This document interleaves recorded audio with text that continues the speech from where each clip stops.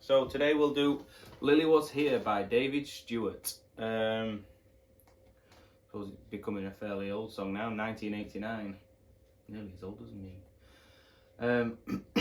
I remember hearing this song when I was a kid. Quite liked it and kind of disappeared until I came across these exam pieces years later. I was like, what's this song? Put it on. Oh yeah, I remember that. It's quite cool to play. It's like a call and response between guitar and saxophone.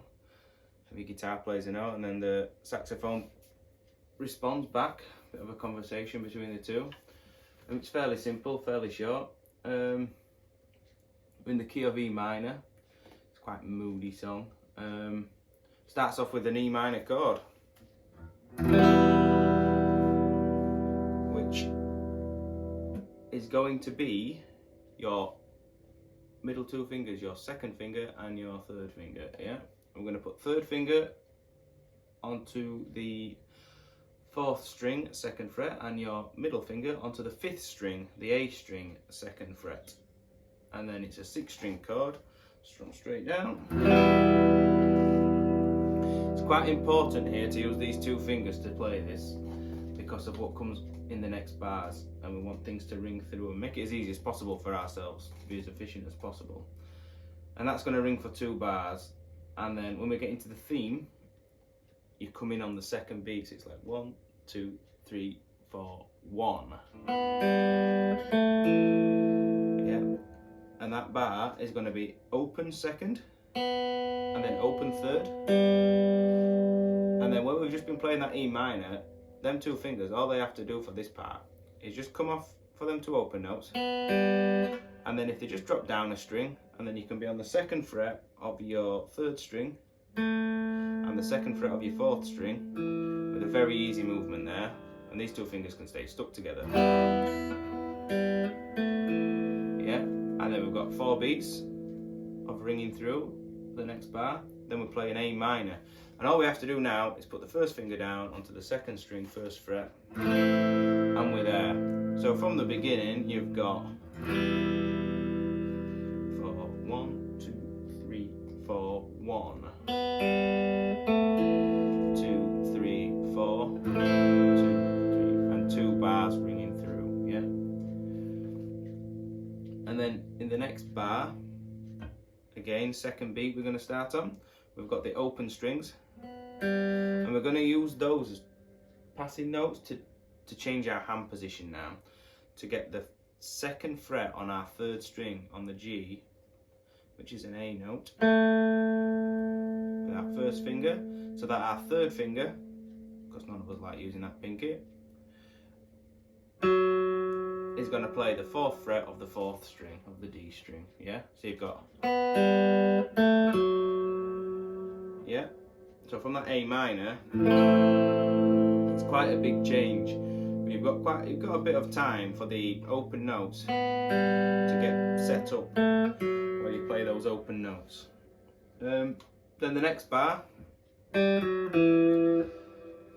on the and 4 and beat of that bar, yeah, which is going to be the open G, that 3rd finger, which you'll be in position for already because you've just played that 4th fret on that 4th string, and then you're going to have the 2nd fret of the 4th string as well, and your 1st finger should be somewhere around that position, if your finger's in good positions. Yeah, so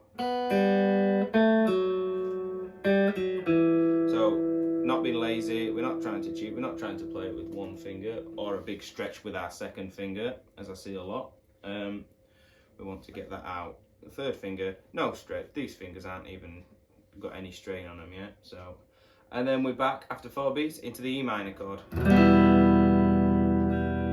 for 4 beats this time, and then there's a repeat back to theme 1. Yeah. After that we go to theme 2. So we've got that E minor chord. There's a few ways we can play this theme 2. I tend to just use my little finger on this 3rd fret of the 2nd string and leave my 3rd finger down of the E minor, and you can get nice easy movement. Yeah, but I know we don't like using our little finger at this stage, and it's quite quite beginner level stuff this. So you could always use your second and third finger, your first and second, your first and third finger, as long as we've got the second fret of our fourth string, open third string, and our third fret of our second string. Now, trick is to try and let this ring through. So a decent hand position for this. So getting these fingers really up over the top, pushing your arm forward slightly just to get that technique. 2, 3, 4, and then we're to A minor, which we've done, yeah? So that'll be quite a tricky change for you in this song, yeah? And then we're back to the next line, which is the same part as that first part of theme 2. Second fret on your fourth string, open third, and then third fret on your second string.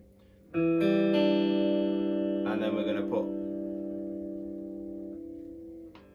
these two notes on, the second fret of your fourth string, second fret of your third string, then open second string, and then E minor. So 2 bars there in theme 2 that change. So first time round, I'm coming from an E minor chord, so I tend to use my third and fourth finger, and then I'll move my third finger across to play the A minor properly. But then it leaves my second finger on the second fret of my fourth string. So then I'll use my little finger and leave my second on, and then I can put my third finger down whilst taking my little finger off and go back to A minor. This is all sounding very confusing. You can always slow this down, stop, pause the video and go back over it, but it is fairly slow. You've got plenty of time to react to this. I've taught this a few times. It's not one of the more popular ones in the book, but it's nice to do something different, and a few people like this smooth, jazzy sound that I teach. Right, and then after that we go back to theme 1, which we've already done.